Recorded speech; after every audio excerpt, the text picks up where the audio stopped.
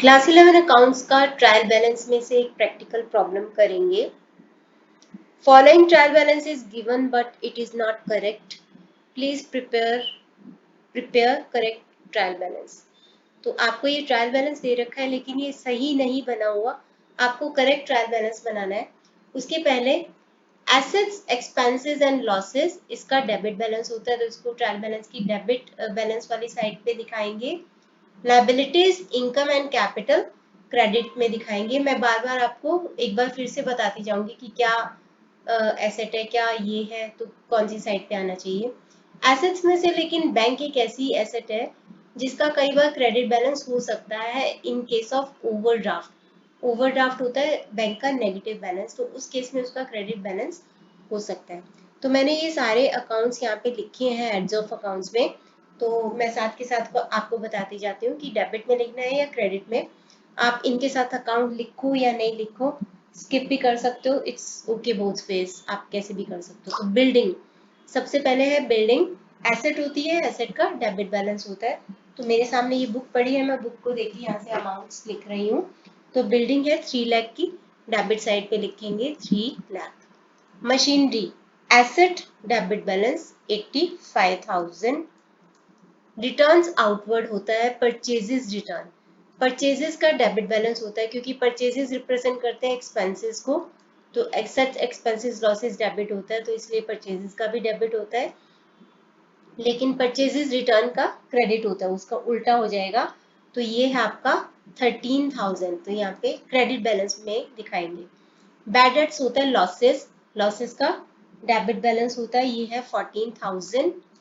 Cash एक asset होती है, एसेट का डेबिट बैलेंस होता है, तो डेबिट में दिखाएंगे 2000 है।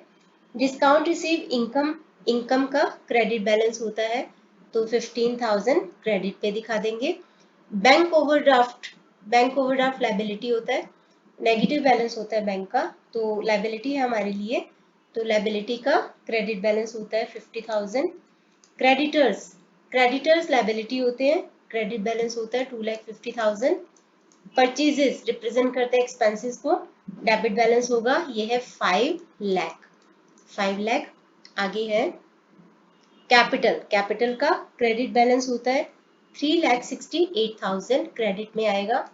फर्नीचर एसेट, डेबिट बैलेंस होता है 28,000।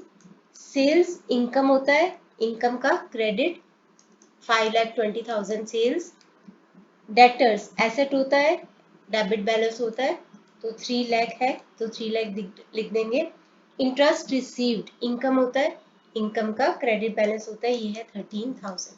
अब दोनों साइड का टोटल सेम होना चाहिए, तो दोनों साइड का टोटल करेंगे। सबसे ऊपर है डेबिट बैलेंस में 3 लाख, 85,000, 14,000, 2,000, 5 लाख,